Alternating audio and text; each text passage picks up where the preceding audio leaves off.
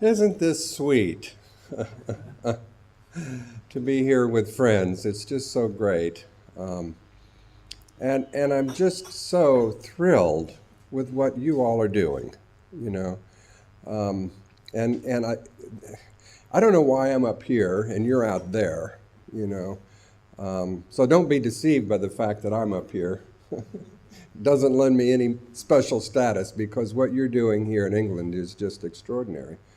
I've had a little exposure the last couple days with the ImROC project and chatting with Jeff and others, and it's just a thrill, it really is. And you're the ones, you know. You're the ones that are bringing this forward. So really, my hat's off to you. It's a real pleasure to be here with you. Now, I want to take issue with one thing on this title, that I would like to change the word workers. Because what I think it really is leaders.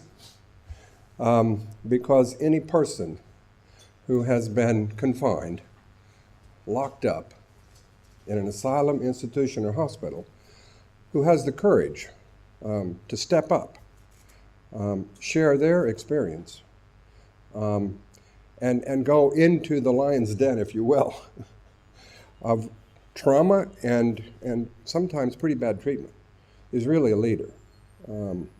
So this is about helping people step up and really lead the transformation that is so needed in our services.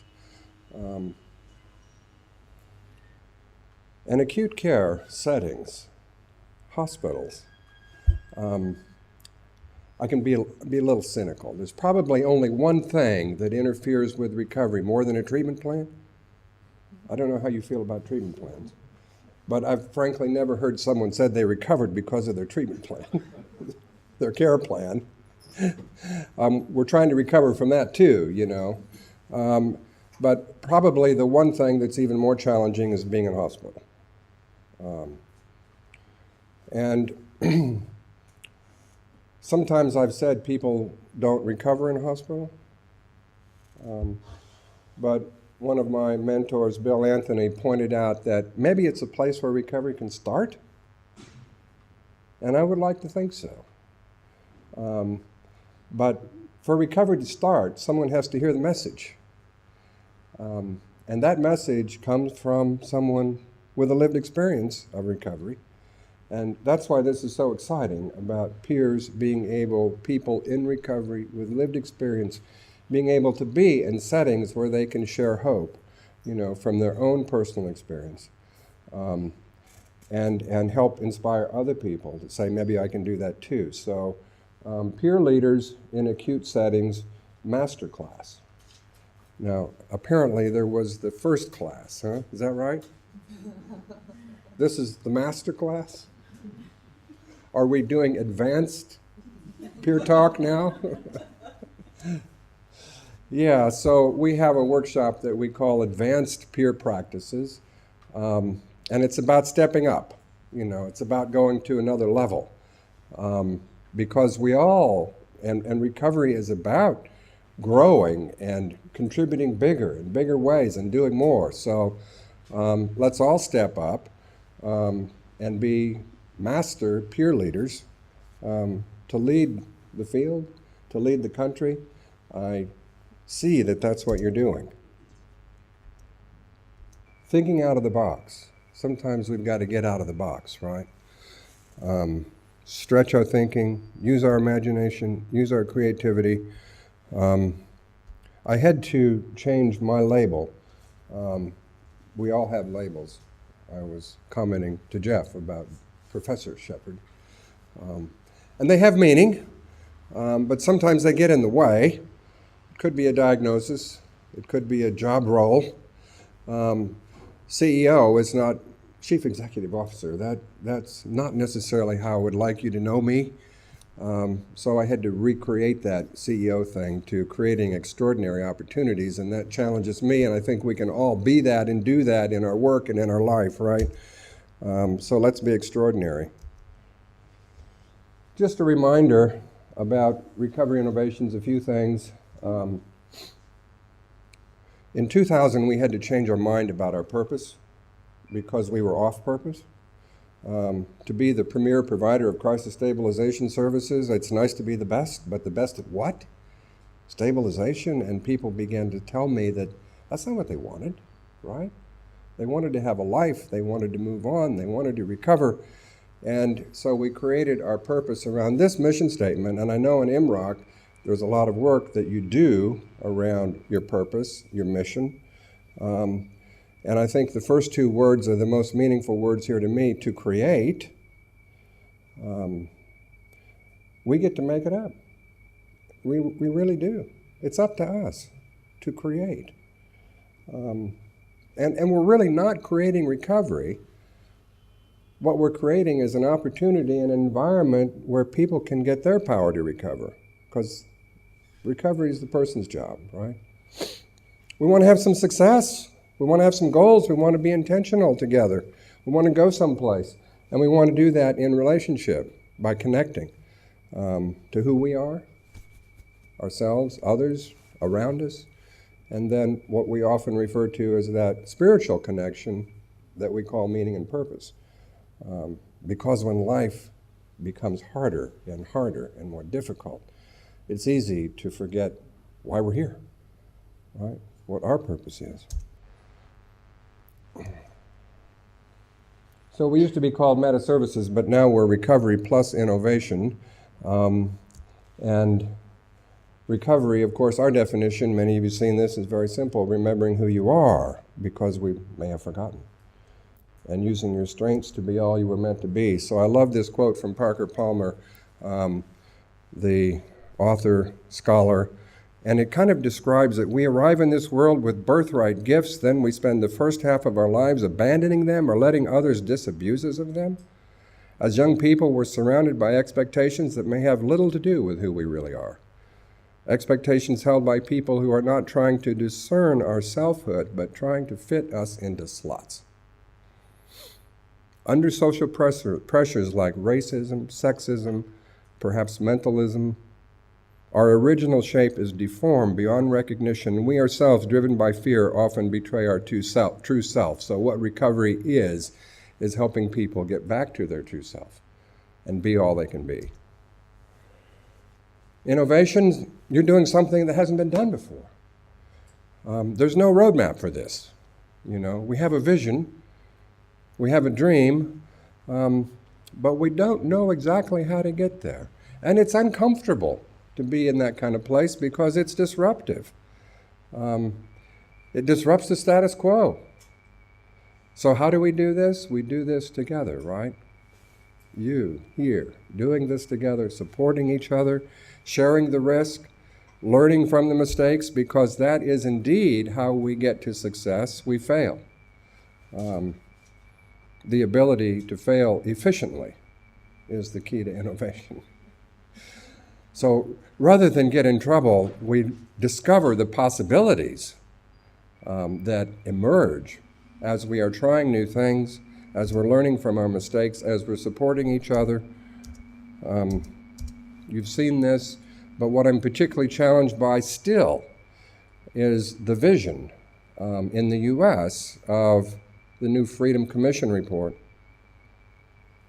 One thing came out of the Bush administration that was worthwhile. It was this statement. We envision a future when everyone with a mental illness will recover. Everyone. That's a powerful thing, isn't it? Everyone, 100%. That's what we're going for. So as I began to think bigger, looking at what we were doing as a company and what was happening in our services, I realized things had to change. And I realized that some of what we were doing was in fact a violent interaction. Takedowns, restraints, forced medication, compulsory treatment. And what I began to hear as I listened to people that had been, and I'll say, victimized and traumatized by this kind of treatment was that it had to stop. So what emerged out of that is this practice that we now call no force first.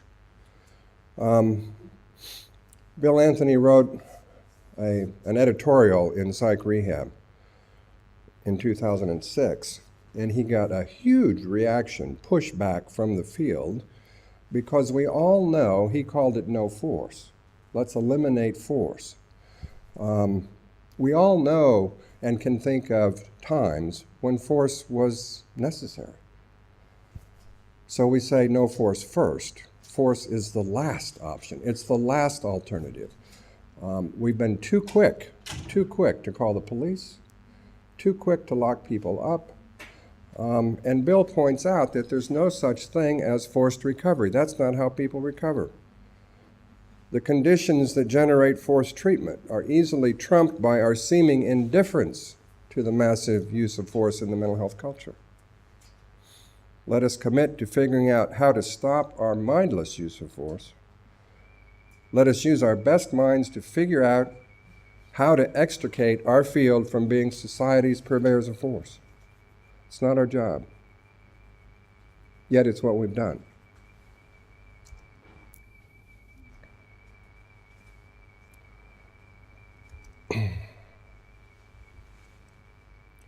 So by listening to the experience of those that we serve, we know we have to find a different way. And we started this at Recovery Innovations in 2000 by declaring that there would be no more force and violence in our crisis services and inpatient units. Now, we didn't have any good examples of where that had been done. There were little snips, bits and pieces here and there where there'd been some progress made. But it was particularly challenging for us because we were the place that the police brought people to first. We were the front door. About 40% of the people coming in handcuffs with the police, many high on some kind of a substance or intoxicated. But making the declaration for zero, no use of force, began to produce some results, and that's how it works. We put our words out there. With commitment, we get into action, and things begin to show up as a result of that. And the fears that we had around that didn't materialize. We thought people were going to get hurt, you know. We thought that we'd have to call the police back. You know. Maybe we thought the police would stop bringing people to us. We thought maybe we would have to use a lot more powerful drugs and chemical restraint. None of that happened. So today we have what we call recovery response centers. Again, the crisis and emergency front door to our systems that are licensed, and the regulators have bought off on the fact that they don't have to have what we call a seclusion. You call it a control room? We use a seclusion? Okay. Or restraint room. Now, one of our managers, named Mark, a person with a powerful lived experience himself, who works in the Phoenix Recovery Response Center, tells this story. Let me read it to you. Recently, we told licensing in Arizona we didn't need a seclusion restraint room. Their first reply was, "You're a level 1 subacute hospital, you must have a seclusion restraint room." Those are the rules, right? Our leadership persisted, making the argument that the only time we have opened this room in the past decade was to dust it. Licensure eventually agreed that the room is no longer, and that room is no longer there. I must admit that I wanted to miss that room, Mark says. For me, it was a reminder of what we didn't do. One day, a guest remarked to me that she would not misbehave because she didn't want to end up in there, motioning toward the seclusion room. I realized that the very presence of this room was a form of coercion, a reminder to everyone of what could happen if they misbehaved. I've never missed that room again. We need to sanitize ourselves from these old ways of being, you know, because for so many, it's a real trigger, isn't it? Part of No Force First is a practice that we call risk sharing. So we've had to think through the old way of being that we call risk management, which is very misleading. And usually doesn't work very well. Can I manage you and your risky behavior? Probably. You know, we have our ways. But recovery happens if we can find a way to share together in the management of that risky behavior and risky thinking that results in a different kind of outcome. So we have these kind of settings. And I put together this slide because last April we took over the crisis system, and the center in Jacksonville, North Carolina, which is where the largest Marine base is in the U.S., that's a community that is characterized, the entire culture, with trauma and fear. And what they did was not unfamiliar in this crisis center: full body strip search. What's that about? Taking away everyone's personal property, staff behind the glass wall, you know, uniformed security guards watching people on video cameras 24/7, hospital staff wearing scrubs, and they were very proud of the fact that they had a different color scrub for every day of the week. I said, "Why are you wearing these scrubs?" And the clinical director said, "Well, they're easier to clean when you get spit on." I thought, why are you getting spit on? You know, maybe when you treat people like this, you will get spit on. Lack of privacy. So we recreated the center. We took down the walls. We opened the space up. We sent away the security guards, because the best thing that we know, the best tool we have for sharing in risk, is a relationship. So staff behind the glass wall, the patients back over here, yeah, we can manage the risk that way, but that doesn't promote recovery. So take down the walls, be together, sit together, be with each other, build the relationship. Really value people's need for privacy. This is really an interesting kind of situation we find ourselves in. We have bedrooms, but people can't lock the door on an inpatient unit. I don't know how it is here. Is it like that? So anyone can walk into the bedroom?